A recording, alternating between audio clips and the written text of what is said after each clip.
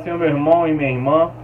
É um prazer, um privilégio estarmos mais uma vez na nossa última aula do capítulo número 2 da nossa revista de Efésios, Filipenses e Filemon.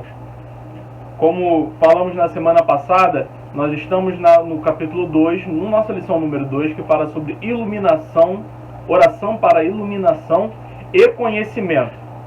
Nós já observamos que é uma oração de Paulo ali no versículo de número 15 ao no versículo 23. Paulo ele vem falando com aquele povo, ele vem já trazendo sobre a salvação trinitária do versículo 3 ao versículo 14, e logo após esse 15 ao 23, ele vem orando e pedindo pelo aquele povo. Nós vimos na primeira aula que nós temos uma ação de graças da parte de Paulo, agradecendo ao Senhor pela fé e pelo amor daquele povo. Logo depois, na segunda aula, nós entendemos também a respeito dessa esperança, desse chamamento e a herança que aquele povo possuía. E hoje, na nossa terceira aula, que também é o nosso terceiro ponto da lição e o último ponto, nós iremos falar sobre a grandeza do poder de Deus. Então, antes de estarmos orando, gostaria de pedir aos irmãos para estarmos realizando a leitura bíblica desse texto específico que vai falar sobre a grandeza do poder de Deus. O que é essa grandeza? Da onde vem? Quem produz essa grandeza?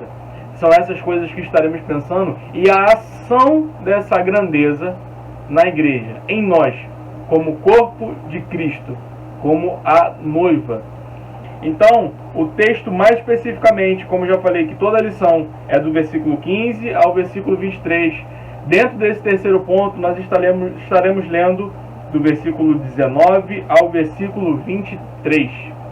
Efésios capítulo 1, do versículo 19 ao versículo 23. Estaremos realizando agora a leitura do texto, logo após estaremos orando, pedindo que o Senhor nos direcione em mais um estudo. Assim diz o texto: E qual a suprema grandeza do seu poder para com os que cremos, segundo a eficácia da força do seu poder, o qual exerceu ele em Cristo, ressuscitando-o dentre os mortos e fazendo-o assentar à sua direita nos lugares celestiais, acima de todo principado e potestade, e poder, e domínio, e de todo nome que se possa referir não só no presente século, mas também no vindouro. E pôs todas as coisas debaixo dos pés, e para ser o cabeça sobre todas as coisas, o deu à igreja, a qual é o seu corpo, a plenitude daquele que enche a tudo, enche em todas as coisas. Vamos orar nesse momento. Senhor, te louvo por esse momento, Pai, onde podemos aprender da sua Escritura, Pai. Te louvo, Pai, porque temos o acesso e podemos verdadeiramente seguir as instruções do Senhor através do seu Espírito Santo. Que possamos entender a respeito da grandeza do seu poder em Cristo na cruz. Que o Senhor ilumine a nossa mente e nos dê entendimento. Perdoe os nossos pecados, Pai. Que venhamos a nos concentrar exclusivamente em Ti e colocar em prática tudo que estamos aprendendo. Essa oração que eu te faço em nome de Cristo. Amém e amém. Como os irmãos sabem, a gente tem feito as leituras das revistas para os irmãos terem o melhor acompanhamento do que tem sido passado nessa revista. Caso algum irmão de longe tenha necessidade, sentiu o desejo de adquirir a revista, entre em contato conosco. A gente vai tentar fazer alguma forma, entrar com o departamento da nossa união, tentar comprar a revista e entregar ao irmão da melhor maneira. Amém? Então, que o irmão possa estar também, e a irmã possa estar ouvindo e recebendo da melhor forma possível. No ponto 3, então, fala a respeito da grandeza e do poder de Deus. E eu vou colocar um texto aqui que o autor da revista parafraseou um teólogo, que fala da seguinte maneira: o chamamento se refere ao passado, a herança ao futuro, e o poder ao presente, e anuncia os recursos sem limite à disposição do povo de Deus. Então, o que é esse chamamento? É o que ocorre no passado, numa cronologia, assim dizendo, que foi o que? O Senhor chamou a igreja. O Senhor trouxe, resgatou a sua filha, elegeu a sua filha, a igreja do Senhor. Elegeu a sua igreja. A herança é aquilo que podemos entender na esperança. Entender que temos algo separado. O Senhor nos deixou algo separado e Cristo nos fala através disso nos evangelhos. E o presente? O que é esse presente? O que liberta a igreja e faz a igreja de fato ser uma com o Senhor? É o poder. É exatamente neste contexto de poder que o autor, parafraseando um teólogo, fala esse poder que age através da igreja. A igreja, ela começa a entender esse poder. Para ser igreja é necessário que o Espírito Santo revele a essa pessoa esse poder e age através da vida daquela pessoa. Como nós sabemos, quando o Espírito Santo age através de uma pessoa, o convencendo do pecado e dando a fé para entender a salvação de Cristo Jesus, essa pessoa se torna uma nova criatura, uma pessoa regenerada. Através do quê? Através da ação presente, que é o poder de Deus. E esse é um efeito gracioso que nós temos sobre a igreja. É um poder que deixa a igreja viva, deixa a igreja conectada com o Senhor. Seguindo a nossa revista, ela fala da seguinte maneira, o autor também parafraseando outro teólogo, chamado Blake: toda energia do ser divino se volta para a natureza frágil, vivificando-a, purificando-a e transformando-a. Ou seja, ela dá vida, ela transforma e ela purifica. Esse é o poder. Esse é o poder de Deus. Continuando. Tornando-a maravilhosamente ativa onde era antes tão frágil. Essa questão, como eu falei agora, da nova vida. Uma nova criatura é surgida através da grandeza do poder de Deus. Não é por outra forma, porque é como acabamos de ler. A natureza ali em si, a energia dali que tem em nós é frágil. A nossa natureza é totalmente frágil. E somente esse poder vem de Cristo e da ação de Cristo na cruz.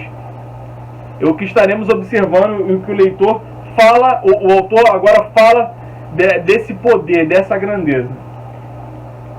Paulo está convencido de que o poder de Deus é suficiente e eficaz e pode ser conhecido por meio da demonstração pública da ressurreição e a exaltação de Cristo.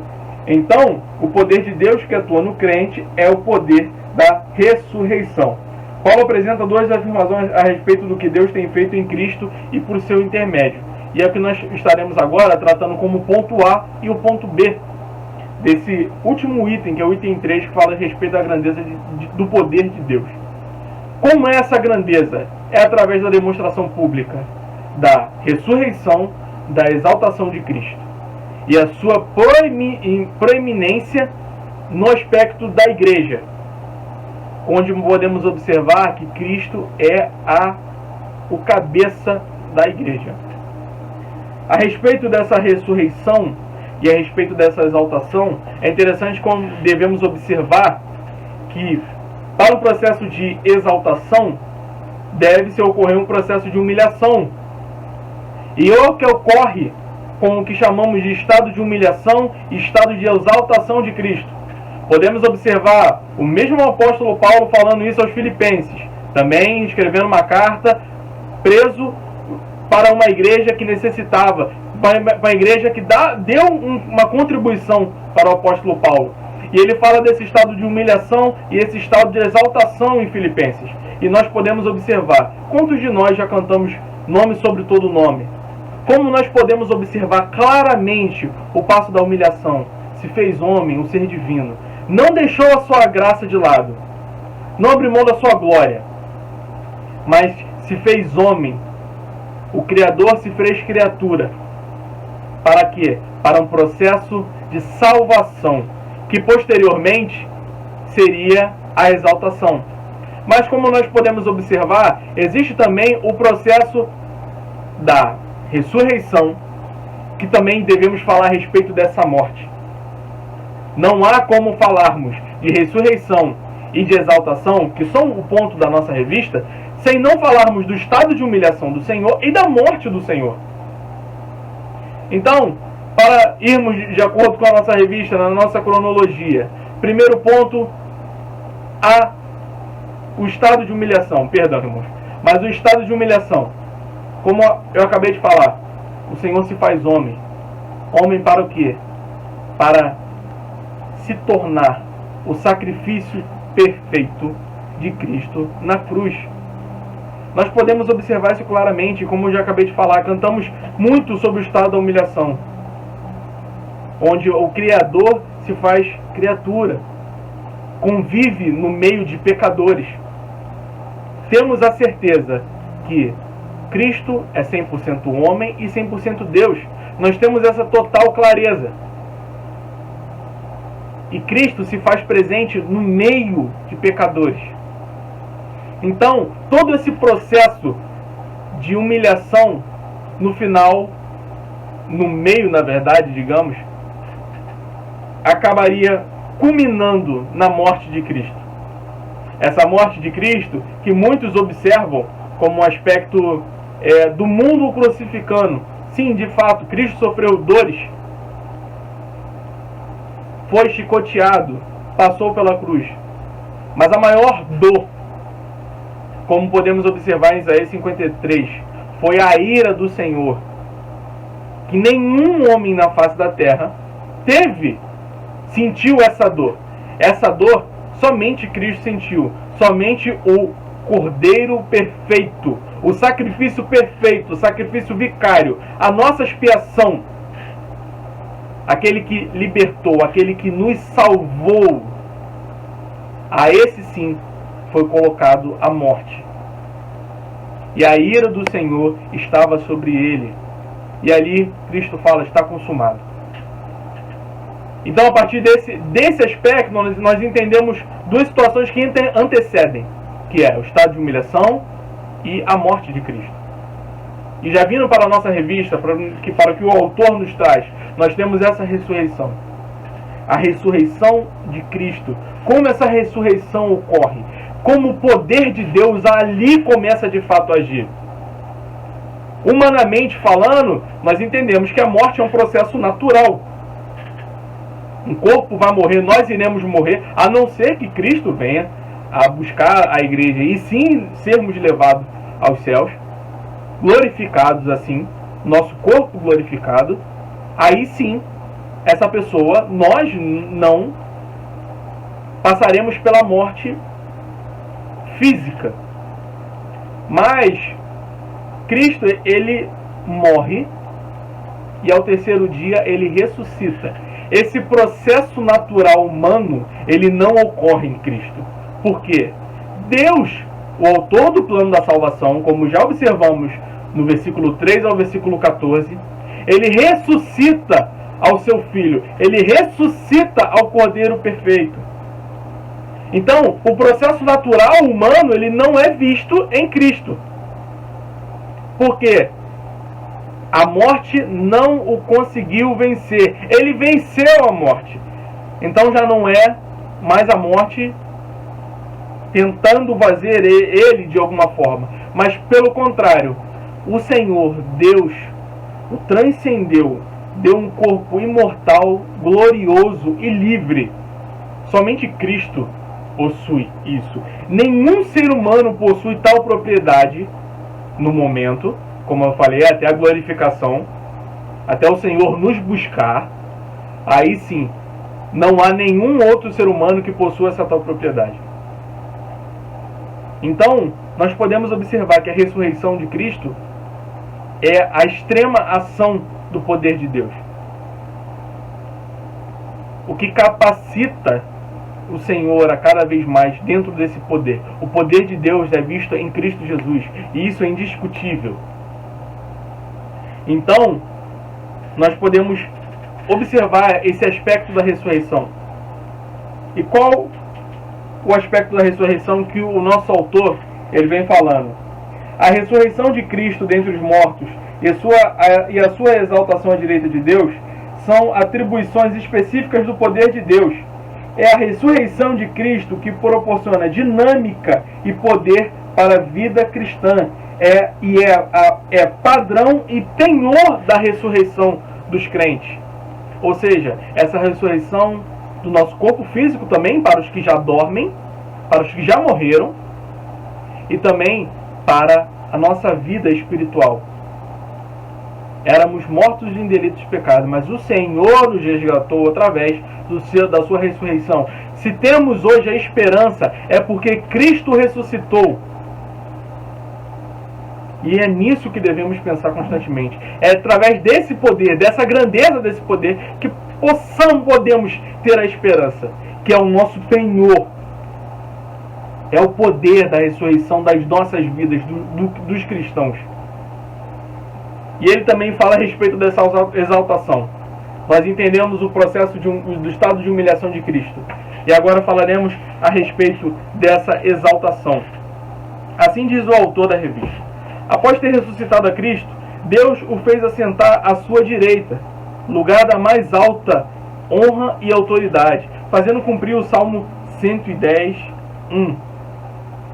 Todo principado, toda potestade, todo o poder e o domínio, forças espirituais do mal, que fala em Efésios no capítulo 6, versículo 12, os que ainda não reconheceram em definitivo a vitória de Cristo haverão de fazê-lo. Quaisquer que sejam as formas de soberanias, não são comparáveis àquele a quem Deus deu um nome que está acima de todo o nome. A cabeça que um dia foi coroada com espinhos, leva agora o diadema da soberania universal. Deus coloca Cristo acima de tudo e de todos, acima de todo o nome. Nenhum ser humano se compara a Cristo. Nenhum ser humano.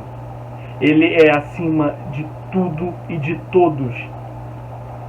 De todos os domínios do mal, ele domina tanto o mal quanto o bem. Tudo está dentro do seu controle, da sua soberania. Ele governa de forma plena, total. Todo poder está em suas mãos. Todo poder é dado a Cristo por Deus. Esse é o processo de exaltação. Essa é a demonstração pública. Esse processo, esse poder, é a demonstração pública para entendermos a respeito do nosso Salvador. Não é meramente um ato, mas é um ato revelatório do Espírito Santo sobre as nossas vidas, nos fazendo entender verdades que o mundo não observa, verdades que o mundo não acredita, que trata de uma maneira que não nos trazem algo positivo.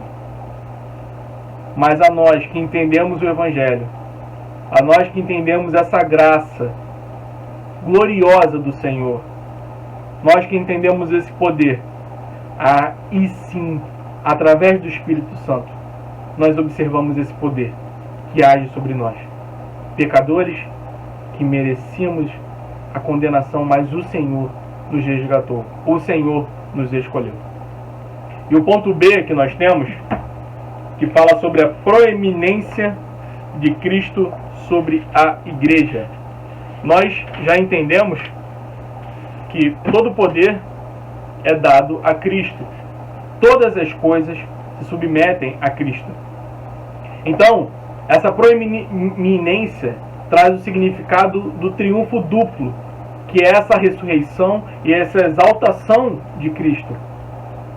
Se não fosse por esses aspectos, a igreja não teria a proeminência, o cabeça. Podemos observar uma coisa que é clara, como já falamos e pode até ser redundante. O Senhor governa sobre tudo. E a igreja é concedida a Cristo. Cristo a resgata. Como falamos, ele é o penhor, ele é o cabeça da igreja. Ele governa tudo que há no universo. Nada foge do seu governo. E também ele enche todas as coisas. Ele enche a igreja. Tudo é oriundo, tudo é vindo de Cristo. Nada é vindo de nós. E é nesse aspecto que o autor fala sobre a proeminência. Paulo passa a relatar o significado triunfo duplo de Cristo para a igreja. Primeiro, Jesus tem a soberania sobre todas as coisas, e ainda mais, Deus o deu como cabeça de todas as coisas, a igreja, a qual é o seu corpo. Aquele, pois, a quem Deus deu a igreja para ser seu cabeça, já era a cabeça do universo. Logo, tanto o universo quanto a igreja têm em Jesus Cristo o mesmo cabeça. Independente do que ocorra, independente da situação, o mundo ele tem o cabeça, ele é governado por Cristo. Todas as coisas são dadas a ele através dessa exaltação. O Senhor está sentado à direita do Pai, como nós podemos observar no Salmo 110. Tudo é concedido ao Salvador, ao Redentor. Todas as coisas estão sob o seu domínio. Então, a igreja também estará sob o seu domínio. A igreja que ele resgatou, que ele chamou, ela é de posse de Cristo. E unicamente dessa verdade. O autor continua falando que, segundo, a igreja é a plenitude daquele que a tudo enche em todas as coisas. Assim como nós podemos ver no versículo 23. A igreja está cheia de sua presença, animada pela sua vida, cheia com seus dons e plena de sua graça. A graça do Senhor habita sobre a igreja. Essa proeminência, ele ser o cabeça, ele faz com que a plenitude habite entre nós através do Espírito Santo. Somos agora o templo do Espírito. Não templos construídos por mãos humanas, mas pelo próprio Senhor. E o Senhor habita entre nós.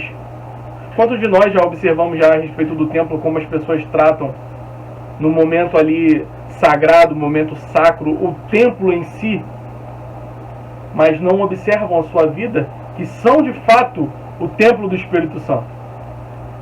Não menosprezando o local onde nós habitamos para cultuar, mas as pessoas olham mais o exterior do que o próprio interior. E você, igreja, e eu, igreja, somos esse templo do Espírito Santo. Cristo enche as nossas vidas com a sua graça. Se podemos hoje estar na igreja, levantar as nossas mãos, adorarmos ao Senhor, é pela regeneração em Cristo Jesus. É por causa dessa graça. É porque Ele nos governa. Hoje não somos mais dominados pelo pecado, mas somos agora dominados pelo Cristo, que nos resgatou, que verdadeiramente nos fez entender a sua graça verdadeira, com o Espírito Santo habitando entre nós. Então, Paulo, ele vem trazendo esses dois contextos, esses dois entendimentos, que nós devemos observar a grandeza do poder de Deus, a demonstração pública para todo ser humano. Porque todo ser humano entenderá, saberá a respeito do Salvador. E o Espírito Santo falará, se ele for um eleito, a respeito da salvação. E fará um entender a respeito do seu pecado. E viver para a glória de Deus. O autor sempre traz no final de cada ponto uma reflexão. Então ele fala, Efésios para hoje. Como você entende a expressão iluminados os vossos olhos do vosso coração?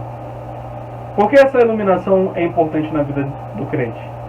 De que maneira a herança de Deus pode motivar você na comunhão e no serviço ao reino de Deus? Porque para o apóstolo Paulo, a ressurreição de Cristo é a demonstração maior do poder de Deus. Que você possa observar, entender tudo o que falamos a respeito dessa graça, a respeito desse amor de Cristo, dessa fé que os irmãos devem ter e desse conhecimento que é dado através desse poder gracioso e maravilhoso que o Senhor nos traz. Que dia após dia possamos refletir nisso.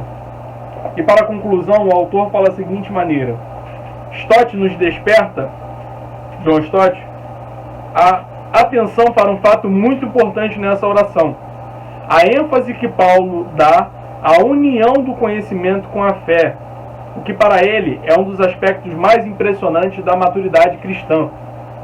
Ao colocar as duas coisas juntas, o apóstolo está ensinando que fé e conhecimento são compatíveis. Ele ora para que seus leitores recebam a iluminação do Espírito Santo, sem a qual não conseguiremos entender corretamente o que Deus fez em Cristo, mostrando que todas as nossas cogitações são improdutíveis sem o Espírito da verdade. Todavia, isso não significa que devemos não usar nossa mente. É precisamente quando meditamos sobre o que Deus tem feito em Cristo que o Espírito abrirá os nossos olhos para compreendermos suas implicações. Como alguém escreveu, o Espírito Santo ilumina o estudioso. Hoje a gente vê muitas pessoas que têm um entendimento que a fé é separada desse conhecimento, a fé é separada dessa maturidade cristã. Essa maturidade cristã, ela é adquirida através do conhecer, do procurar, do estudar. Talvez algo que eu sempre fale, comente muito, dê total atenção aos estudos. Um cristão, ele não consegue viver fora de um estudo, e ele também não consegue viver fora da fé. São coisas que a gente não consegue separar, que a gente não consegue fazer o que chamamos de dicotomia. Não há como. Uma fé sem estudar vai ser uma fé sem maturidade nenhuma, sem um entendimento correto. Mas também um estudo, um conhecimento que não possui a fé, uma total submissão a Cristo, essa sim só levará à perdição. Essa sim só levará a uma queda cada vez maior. Nós podemos observar que um dos marcos da Reforma Protestante, e é interessante citarmos que ontem, dia 31 de outubro, tivemos sim o aniversário da Reforma Protestante. Um dos grandes marcos como protestantes que somos é o ensino, é o estudo. Então, devemos a cada vez mais, com fé, pedindo ao Espírito Santo um entendimento verdadeiro e nos debruçarmos sobre as Escrituras. Num tempo onde vivemos, onde temos tantas heresias sendo faladas, tantos que dizem tantas coisas falaciosas, que possamos ser aptos ao tempo todo responder com clareza dentro do que a Escritura nos fala sobre a nossa fé, verdadeiramente termos um conhecimento para com o nosso Deus. Um dos livros que eu indico muito, e o nosso pastor Eric também já fez várias menções dele, é o Imitação de Cristo. E dentro dos inícios, nas primeiras páginas, nós temos Thomas de Kempis, que escreveu isso em 1400 e pouco. Irmãos, 1400 e pouco, estamos em 2020. Olha como o livro ainda continua sendo atual e como precisamos cada vez mais nos debruçarmos dentro dos clássicos, dentro dos livros clássicos. Ele fala que se você tem um conhecimento e não submete esse conhecimento ao senhorio de Cristo, tudo será em vão. Como observamos tantos irmãos que têm um pensamento, têm um conhecimento, mas não conseguem com graça e misericórdia transmitir esse conhecimento. Quantos de nós já passamos por algum momento assim? Sendo que nós somos portadores desse evangelho e devemos proclamar. Essa é a nossa grande comissão. E devemos fazer com amor e graça. Termos essa fé em Cristo Jesus. Nos submetermos a Ele verdadeiramente. E entendermos a cada vez mais. A Epístola aos Efésios é uma das grandes... Existem as partes práticas e as partes doutrinárias. Estamos nas partes doutrinárias de Paulo falando. E quão profundas são. E quão maravilhoso é esse momento. Mesmo você, meu irmão e minha irmã, estando em casa, podendo absorver, estudar, analisar as Escrituras. Como é maravilhoso isso. E como temos a fé em Cristo Jesus para podermos realizar isso graciosamente. E o Espírito Santo abriu o nosso entendimento para essas verdades espirituais. Não são apenas letras, mas são letras que o Espírito Santo vivifica em nosso coração através do poder da sua grandeza. Que o Espírito Santo continue a te abençoar. Que o Espírito Santo continue a produzir na sua vida a cada vez mais e mais e mais graça.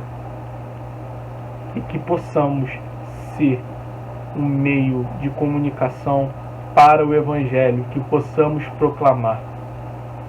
Essa é a tarefa da igreja. Proclamar o Evangelho, que uma vez foi atingido às nossas vidas.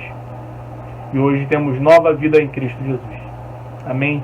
Que o Senhor possa abençoar a sua vida. Nesse momento vamos estar orando para encerrar o nosso estudo da nossa escola bíblica dominical. Senhor, que o seu Espírito Santo, Pai, nos conduza cada vez mais a conhecermos as verdades das Escrituras. Que possamos prosseguir em te conhecer cada vez mais. Que o seu Espírito Santo traga em nós a verdadeira interpretação e que possamos colocar em prática tudo que estamos aprendendo. Que possamos sim levar o teu Evangelho a toda criatura, uma vez que fomos atingidos por essa graça maravilhosa. Que possamos compartilhar desse amor que nos atingiu, independente do que venha a nos ocorrer.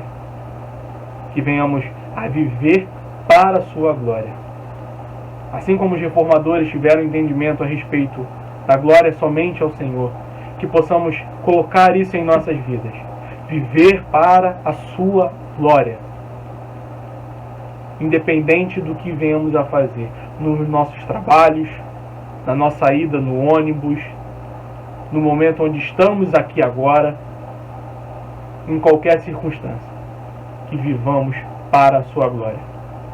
E mais uma vez, perdoe os nossos pecados. Perdoe, Pai. É em nome de Cristo Jesus. Amém. Fique com Deus, meu irmão e minha irmã.